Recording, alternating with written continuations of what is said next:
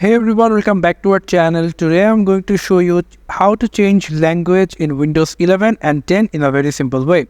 You just simply come over into your start icon and then go for settings, and then you just need to go for your time and language option. Click on that, and here you will find the option called language and region. So click on that, and after that you can see there is an option called Windows display language. You can select any of your preferable language, but if it's not here any of your preferable language, then you just simply click on the add language, and here you can choose any of your preferable language.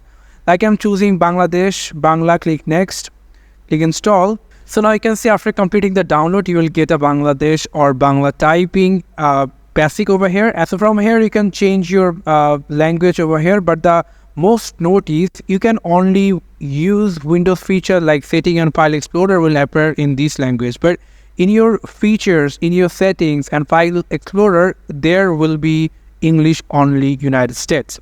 So this is how you can change any of your preferable language by adding your language. Thank you so much for watching this video. I hope to see you in other videos. Till then, goodbye.